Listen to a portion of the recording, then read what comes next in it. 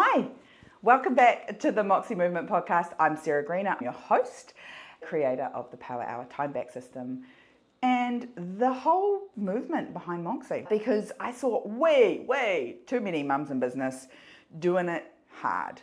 And I just think there's a different way to do it so that you can be successful in your business and your life, your family, your relationships, and not sacrifice yourself to do it. I know this is because success leaves clues. We've got to go and find the people that are doing it well and then adjust it for ourselves. Basically, my life, my mornings now consist of protein, estrogen, coffee. If you know, you know. If you don't know yet, you will. And you may or may not need the estrogen bit. I can assure you that if you have not yet started the perimenopausal, menopausal journey, that they freaking lied. I asked my mum about it because everyone said, oh, you just ask your mum and she will tell you how hers was and that's how yours will be. My mum went, oh, I didn't even really notice it, and it was all done by the time I was 50. When I started, I think I might be losing my mind. And I did that podcast quite a while back. It's been a whole journey since then because we fixed it a little bit and then we didn't really fix it. Perimenopause, menopause, hormones, and particularly for me anyway, it was around all the neurodiversity symptoms that I now know I am neurodiverse. I just thought it was a Sarah thing. It's not. Apparently it's got a label. Useful to be more self-aware. And when it comes to hormones and the connections between the way our brain works as someone who's neurodiverse, the stuff is next level. Some of the new studies say that perimenopause might last 10 years. I went, what?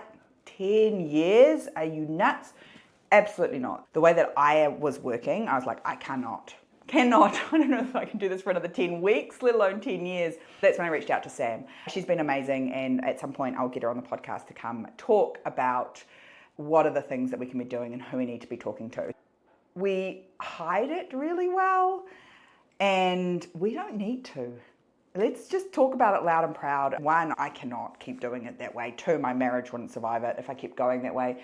3, I want it to be better for our girls.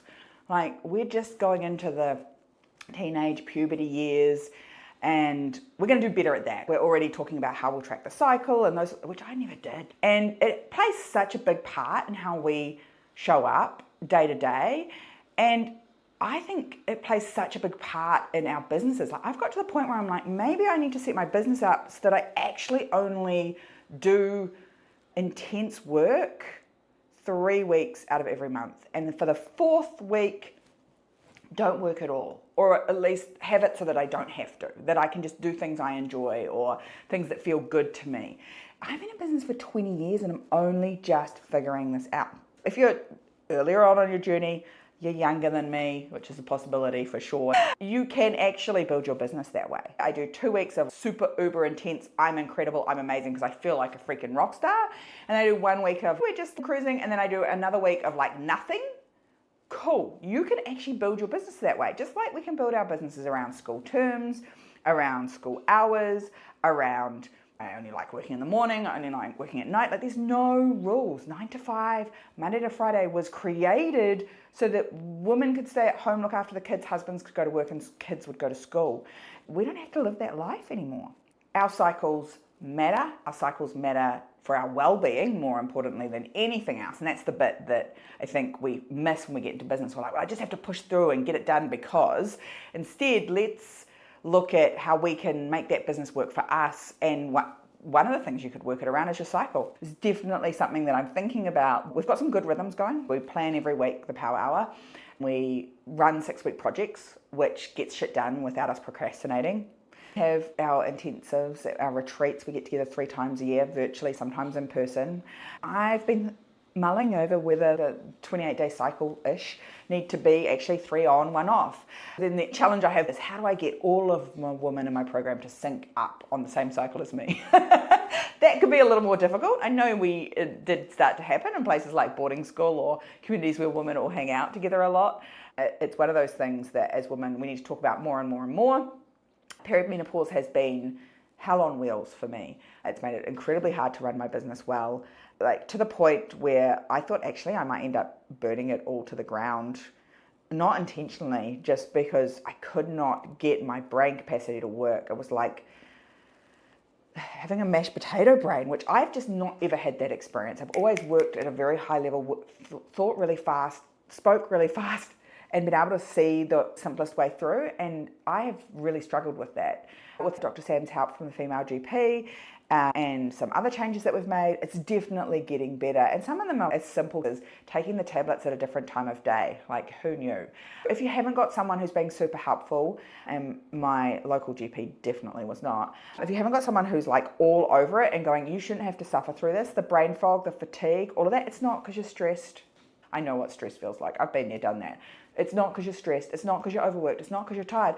It's because you need some freaking support while our hormones do this ridiculous chaos period as we finish up our egg supply. It's not you. It's our bodies. It is natural. We're all going to go through it, and I am just a firm believer that we do not have to suffer through it. If you haven't got great help, get great help. We will link the female GP in here. Sam's been amazing. If you're not in New Zealand, obviously not so useful, and I am sure that people will come in the comments and drop their recommendations. There's definitely lifestyle changes that we need to make and support ourselves in, and also I do think there needs to be some medical support around it. It actually segues quite well into what I want to talk about today, because success leaves clues when we're paying attention. I'd started to see, well before I started this journey of perimenopause, women starting to talk about this stuff, and I was like, oh yeah, I should probably, at some point in the future.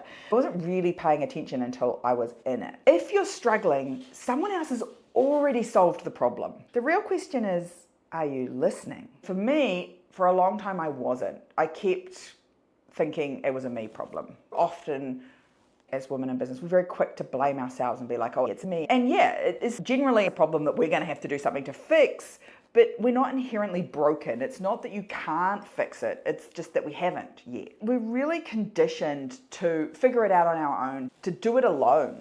And that doesn't serve us. It doesn't serve you in life. It doesn't serve you in relationships. It certainly doesn't serve you in your business, which is kind of a weird mixture of all of those things, right? It's a whole series of relationships with other humans.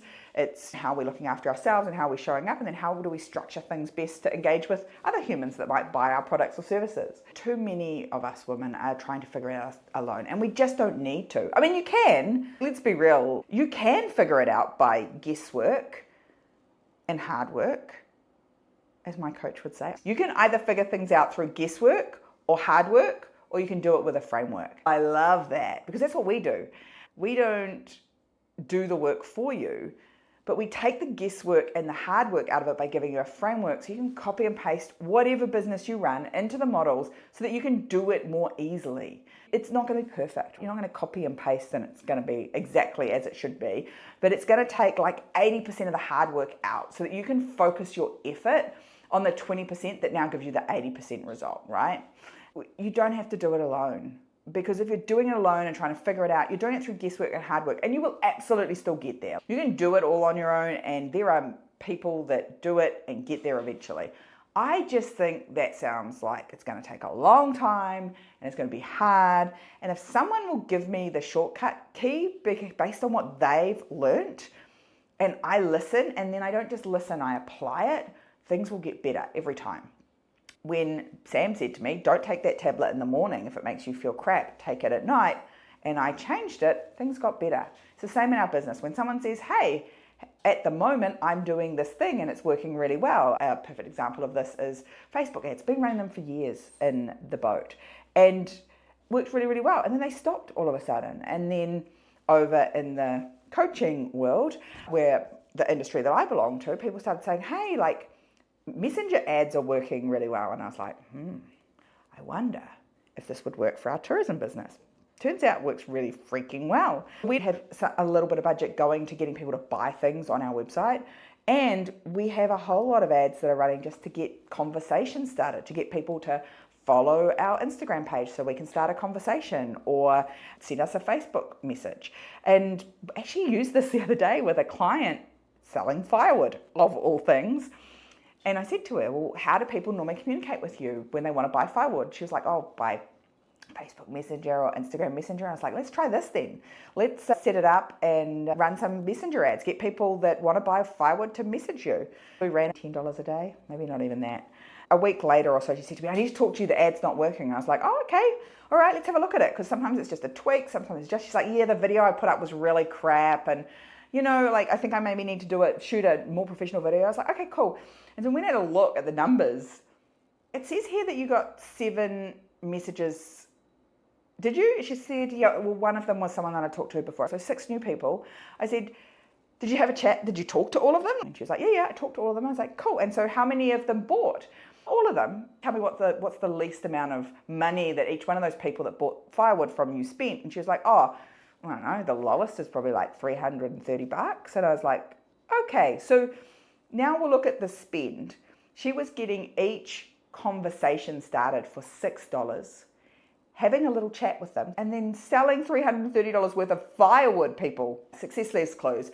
In all sorts of industries, people are doing things that we haven't even thought about. If I said, here, give me $6 and I'll give you $330 back at the end of the week, you'd give me $6 every freaking day for the rest of your life, right? Like, it's a good return on investment.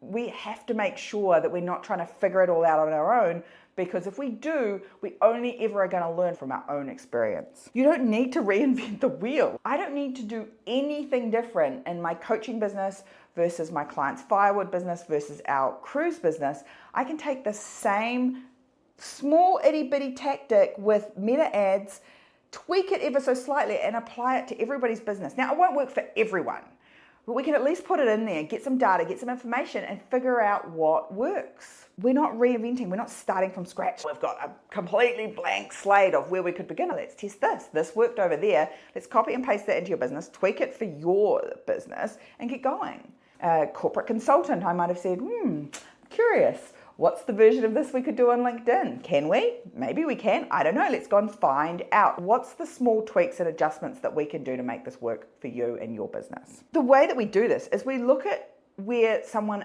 is already successful in something. And I do this in every part of my life. If I want to get better at my intimate relationship, I'm looking for people that have a relationship that I look at and I go, that's freaking awesome. I love that relationship. I go in eyes wide open, and people that tell me that their relationship's roses and sunshine all the time, those are not my people. The people that talk very truthfully and vulnerably about the shit that works and doesn't.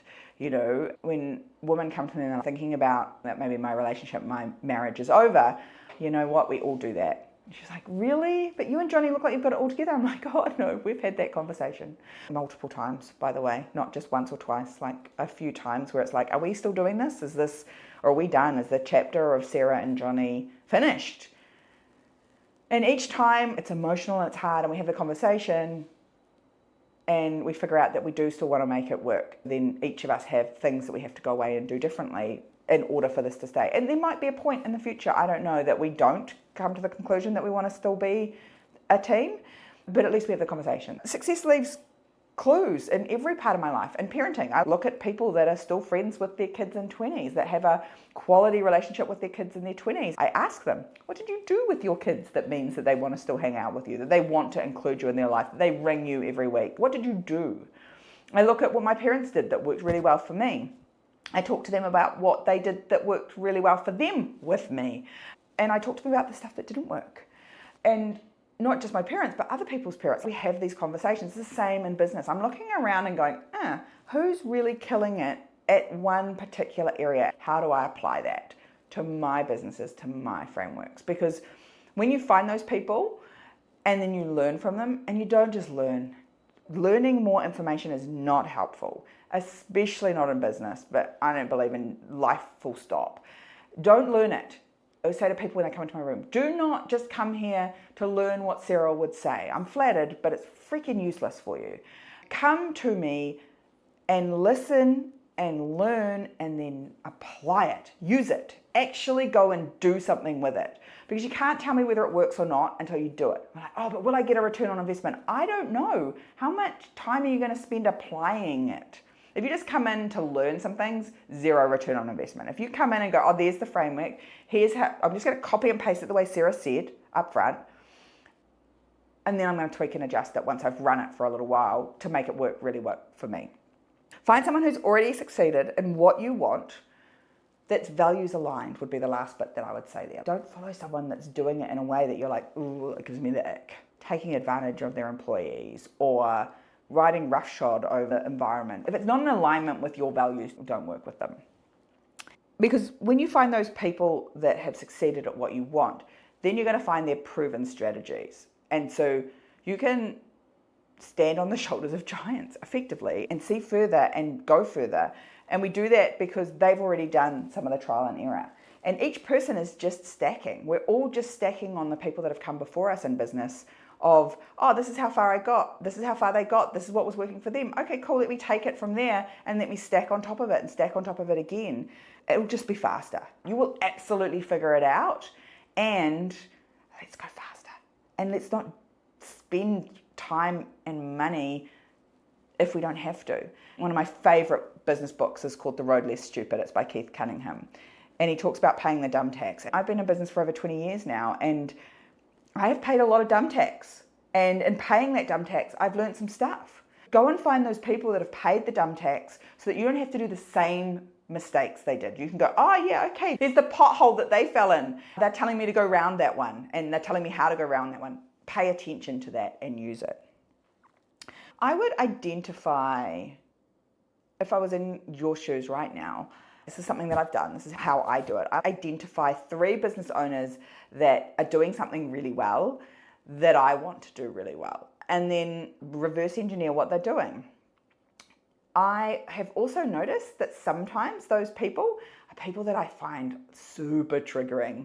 Every single coach I've ever worked with, I found when I first encountered them or met them before I worked with them, I'm massive physical, emotional react triggered by them, their behavior, the way they spoke or something, which we all know is not them, it's me. And then I've ended up working with them because the thing that was triggering me generally was something that they were doing that I wasn't doing, or a way of behaving or a way of being that I wasn't currently embodying, that was getting them something that I wanted. And so I couldn't understand why they had it and I didn't. And that was the thing that I needed to go and learn from them. I actually keep a list now. Now I know this about myself. I've actually got a list of people that have said things that I have a physical response to in my body. And I keep a list of their names. And if they're ever teaching something, I probably need to go and learn from that person. It's just something weird that I do. I don't know if it's useful, but it certainly worked for me. Sometimes even when I get into the world and I start working with someone as the expert or the coach or the advisor, that like sometimes even when I'm in there paying the money to help me, I'm still like, there's so much about this that I don't like and I'm uncomfortable with. And the reason that I am is because that's where I need to be. You can't grow and expand in your business if it's not uncomfortable. Find those people, even if you're thinking, I don't actually like you, I don't like what you do, you don't have to like them to begin with. You might end up liking them and being incredibly grateful for them long term. I assure you that if you see people getting what you want and doing what you want, you need to go and figure out what they're doing.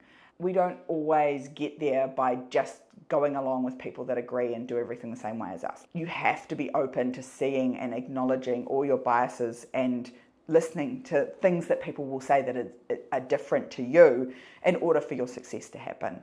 I know that's not easy to do.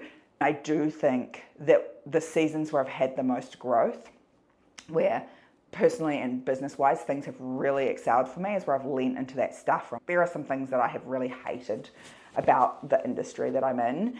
And when I let go of that judgment and really leaned into, why is that? And what about it is really giving that visceral reaction in you, Sarah, it shifted some things for me. That's how I pick people now. It's not like, I like those 3 people. It's like, they trigger the shit out of me.